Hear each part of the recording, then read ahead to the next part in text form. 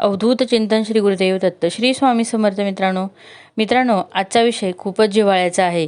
तो म्हणजे आईचा आणि मुलीच्या नात्याचा. घरात मुलगी का जन्माला येते? घरात मुलीचा जन्म होणं शाप की वरदान असतं? गरुड पुराणातील हे काही सत्य तुम्हाला या व्हिडिओमध्ये मी सांगणार आहे. व्हिडिओ खूप छान आहे. सर्वांनी स्किप न करता संपूर्ण व्हिडिओ नक्की ऐका. मित्रांनो, कधी शांत चित्ताने विचार केलाय का की तुमच्याच अंगणात एका चिमुरडीचे पाऊल का बरं पडले? का काही लोकांच्या नशिबात फक्त मुलीच असतात? जेव्हा दवाखान्यात नर्स बाहेर येते आणि म्हणते अभिनंदन मुलगी झाली आहे, तेव्हा काहींच्या चेहऱ्यावर आनंद ओसांडून वाहतो तर काहींचे चेहरे पडतात.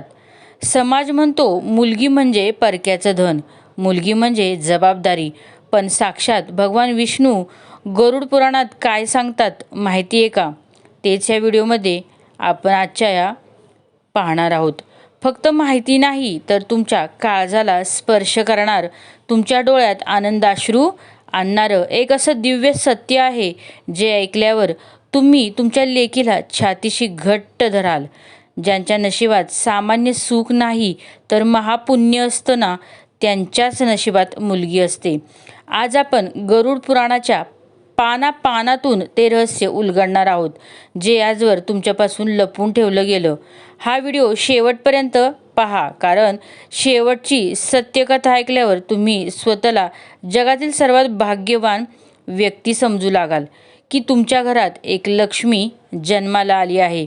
तुमच्या सर्वांचं मनापासून स्वागत आहे आपल्या लाडक्या ब्लॉग स्वामींच्या या चॅनलवर. अशा विषयावर बोलणार आहे जा केवळ आध्यात्मिक नाही तर आपल्या अस्तित्वाशी जोडलेला आहे. बरेच जण विचारतात, ताई आम्हाला मुलगी झाली पण आमचे सासू सासरे किंवा नातेवाईक टोमणे मारतात, म्हणतात वंशाचा दिवा हवा होता, मुलगा हवा होता, मुलगी झाली म्हणजे आमची काही चूक झाली का? मित्रांनो, आज गरुड पुराणाच्या आधारे मी तुम्हाला सत्य मांडणार आहे. ते ऐकल्यानंतर तुमचा स्वतःकडे आणि तुमच्या मुलीकडे पाहण्याचा दृष्टिकोन 100% बदललेला असेल. मुलगी होणं ही कोणतीही शिक्षा नाही, कोणतंच पाप नाही, तर तो ईश्वराने तुम्हाला दिलेला जगातील सर्वात मोठा सन्मान आहे. मित्रांनो, भगवान विष्णूंनी गरुड देवाशी संवाद साधताना अशा काही गोपनीय गोष्टी सांगितल्या आहेत ज्या वाचल्यावर समजते की कोणाच्या घरात मुलगी जन्माला यावी हे स्वर्ग लोकातून आधीच का ठरवलं जातं. आज आपण जाणून घेणार आहोत की तुमच्या घरात मुलीचा जन्म होण्यामागे तुमचं कोणतं कर्म कारणीभूत आहे, तिचं येणं तुमच्या आयुष्यात कोणते बदल घडवून आणतं आणि दत्तगुरूंची किंवा स्वामींची त्यावर काय विशेष कृपा असते. चला तर मग या अद्भुत आणि भावूक आध्यात्मिक प्रवासाला सुरुवात करूया. मित्रांनो, गरुड पुराणात भगवान विष्णू गरुड देवांना सांगतात की हे गरुडदेव, जो मनुष्य आपल्या पूर्वजन्मात अत्यंत सात्विक आयुष्य जगतो, जो कुणाचेही मन दुखवत नाही आणि ज्याने निस्वार्थ भावनेने ईश्वराची सेवा केली आहे, त्यालाच कन्यारत्न प्राप्त होतं. मित्रांनो, मुलगा हा एका कुळाचा वंश चालवतो पण मुलगी ही 2 कुळांचा उद्धार करते. गरुड पुराणात स्पष्ट उल्लेख आहे की ज्या व्यक्तीच्या नशिबात कन्यादान करण्याचे भाग्य असतं त्या व्यक्तीला मृत्यूनंतर यमलोकात जावे लागत नाही. कन्यादान हे पृथ्वीवरील सर्व दानांपेक्षा श्रेष्ठ दान मानले गेले आहे. विचार करा, साक्षात ईश्वराने तुम्हाला दाता म्हणून निवडले. मुलगी जेव्हा तुमच्या घरात येते ना, तेव्हा ती स्वतःचं नशीब घेऊन येतेच. लोक म्हणतात मुलीचं लग्न कसं होईल, पण गरुड पुराण म्हणतं तिचं लग्न ईश्वराने आधीच ठरवलेलं असतं, तुम्ही फक्त माध्यम असता. अंगावर शहारे येतात ना, हे ऐकून ज्या मुलीला जग परकधन म्हणतं ना, तिला प्रत्यक्ष देवानं मोक्षप्राप्तीचं साधन मानलं आहे. तुम्हालाही तुमच्या लेकीचं हसणं पाहून असं वाटतं का की ही माझी मुलगी नाही तर साक्षात पंढरीची विठू माऊली किंवा कोल्हापूरची महालक्ष्मीच माझ्या घरात आली आहे? तुमची भावना कमेंटमध्ये नक्कीच सांगा. पुढचा महत्त्वाचा मुद्दा जो गरुड पुराणात गूढ रीतीने सांगितला आहे की मुलगी कोणाच्या घरात येते. भगवान सांगतात, ज्या आईवडिलांचे मन अत्यंत कोमल, सहनशील आणि प्रेमळ असतं, जे प्राणीमात्रांवर दया करतात त्यांच्याच पोटी भगवंत एका स्त्रीशक्तीला पाठवतो. स्त्रीशक्ती म्हणजे साक्षात आदिमाया, आदिशक्ती. एखादा कडक किंवा दगडी हृदयाचा माणूस मुलीचे कोमल भाव समजू शकणार नाही. म्हणूनच ईश्वर अशा पालकांची निवड करतो जे आपल्या मुलीला फुलासारखं जपतील.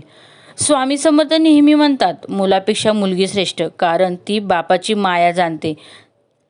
जर तुमच्या घरात मुलगी आहे तर याचा अर्थ असा की स्वामी समर्थांनी किंवा तुमच्या आराध्य देवाने तुमच्यावर एक मोठी जबाबदारी सोपवली आहे. त्यांना विश्वास आहे की तुम्ही या शक्तीचा सन्मान कराल. रोज सकाळी उठल्यावर आपल्या मुलीच्या चेहऱ्याकडे पाहून ईश्वराचे आभार माना. दर शुक्रवारी आपल्या मुलीला तिच्या आवडीचा पदार्थ खाऊ घाला. गरुड पुराणानुसार कन्या ही भाग्याची रेषा उजळणारी असते. जर तुमची कामे अडकली असतील तर मुलीचा आशीर्वाद घ्या. ती साक्षात लक्ष्मीचं स्वरूप आहे. गरुड पुराणातील प्रेतकल्पामध्ये एक खूप हृदयस्पर्शी उल्लेख आहे. तिथे असं सांगितलंय की ज्या घरी मुलगी जन्माला येते आणि तो तिचा सांभाळ प्रेमाने आणि आदराने उत्तम संस्काराने करतो ना, त्याच्या मागील 7 पिढ्या आणि 7 पिढ्यांचे दोष नष्ट होतात. आपण पितृपक्षात पितरांसाठी श्राद्ध करतो, पण गरुड पुराण म्हणतं मुलगी जेव्हा आपल्या माहेरच्या लोकांसाठी मनोभावे प्रार्थना करते ना, किंवा जेव्हा ती सासरी जाऊन आपल्या माहेरच्या कुळाचं नाव काढते ना, तेव्हा तिच्या पितरांना स्वर्गात विशेष स्थान मिळतं. ज्या पितरांच्या मुक्तीसाठी आपण तीर्थक्षेत्री वणवण फिरतो, त्यांची शांती तुमच्या घरात खेळणाऱ्या त्या चिमुरडीच्या हसण्यात दडलेलं आहे.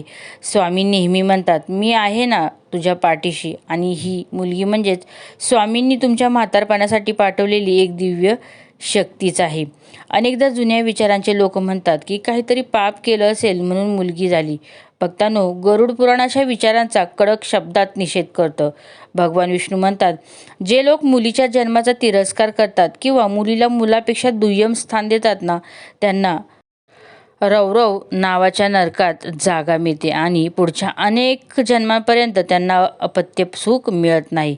मुलगी होणं हे पापाचं नाही, तर तुमच्या आयुष्यातील पुण्यकर्माच्या फळाची सुरुवात आहे. ज्या घरात मुलीचा अपमान होतो तिथूनच लक्ष्मी कायमची निघून जाते. जर तुमच्या घरात खूप आर्थिक चणचण असेल किंवा सतत आजारपण असेल तर तुमच्या मुलीच्या हाताने कुंकवाचे ठसे पांढऱ्या कागदावर घ्या आणि तो कागद तुमच्या तिजोरीत ठेवा. गरुड पुराणानुसार जिथे कन्येची पूजा होते ना, तिथे अलक्ष्मी कधीच टिकत नाही. हा उपाय श्रद्धेने करून पहा, बदल नक्की दिसेल.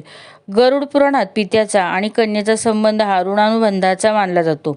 याला आपण कार्मिक कनेक्शन म्हणू शकतो. असं म्हणतात की जर एखादी व्यक्ती मागील जन्मात खूप पुण्यवान होती पण तिची एखादी सेवा अपूर्ण राहिली तर तीच व्यक्ती पुढच्या जन्मात मुलगी बनून त्या पित्याच्या पोटी येते. मुलगा कदाचित मोठा झाल्यावर वेगळं होईल, पण मुलगी लग्नानंतरही आपल्या बापाच्या आरोग्याची काळजी करते. स्वामी समर्थांच्या चरित्रातही आपण पाहतो की त्यांनी श्रीशक्तीचा नेहमी सन्मान केला.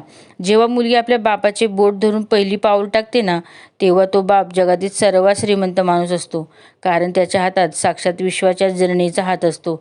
तुम्हाला माहिती आहे का, गरुड पुराण सांगतं की सृष्टीच्या आरंभी जेव्हा ब्रह्मदेवाने विश्वाची रचना केली ना, तेव्हा स्त्रीला शांती आणि ममतेचे प्रतीक बनवले. ज्या वास्तूत मुलीचा वावर असतो तिथे नकारात्मक ऊर्जा टिकूच शकत नाही. मुलीची हाक, तिचं निरागस वागणं यामुळे घरातील ताणतणाव 50% कमी होतो. जर तुमच्या घरात सतत कटकटी होत असतील तर आपल्या मुलीला रोज सायंकाळी तुळशीपाशी दिवा लावायला सांगा. मुलीच्या हातून रोज पक्ष्यांना दाणे टाकायला सांगा.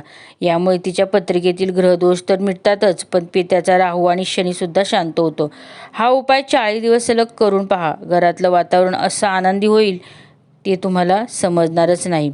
अनेकांना भीती वाटते की मुलीचं शिक्षण, लग्न कसं होणार, पण गरुड पुराण ठामपणे सांगतं, प्रत्येक जीव आपली शिदोरी आणि आपलं नशीब घेऊनच भूतलावर येतो. ज्या दिवशी मुलगी जन्माला येते त्या दिवसापासून पित्याच्या व्यवसायात किंवा नोकरीत भरभराट व्हायला सुरुवात होते. ती तुमची प्रगती रोखण्यासाठी नाही, तर तुमच्या भाग्याची कवाडं उघडण्यासाठी आली. स्वामी समर्थांच्या अनेक लीलेमध्ये आपण पाहिले, एका भक्ताला व्यापारामध्ये खूप तोटा झाला होता. तो आत्महत्या करायला निघाला होता, पण त्याचवेळी त्याला मुलगी झाल्याची बातमी मिळाली आणि अवघ्या 1 वर्षात तो राजा झाला. मित्रांनो, ज्या पित्यामुळे किंवा ज्या माता पित्यामुळे मुलीच्या डोळ्यात अश्रू येतात ना, त्या घराचा विनाश अट्टळ आहे. मुलीचे अश्रू हे साक्षात ईश्वराच्या कोपाचे कारण ठरते. उलट जी मुलगी मनापासून आपल्या आईवडिलांना आशीर्वाद देते, त्यांच्या घराची भरभराट कधीच थांबत नाही. मुलगा फक्त पितृपक्ष सांभाळतो, पण मुलगी तिच्या संस्कारांनी सासरच्या आणि माहेरच्या अशा दोन्ही कुळांमध्ये पापाचे क्षालन करते. गरुड पुराण म्हणतं की एका सुसंस्कारी कन्येचा जन्म होणे हे त्या कुटुंबासाठी दत्तकृपेचे सर्वात मोठे लक्षण आहे. जर तुम्हाला वारंवार स्वप्नात छोटी मुलगी दिसत असेल किंवा तुमच्या घरात मुलगी जन्माला आली असेल तर हा संकेत आहे की तुमच्यावर स्वामींची कृपा होणार आहे. तुमच्या जीवनातील कठीण काळ संपणार आहे आणि सुखाचे दिवस येणार आहेत.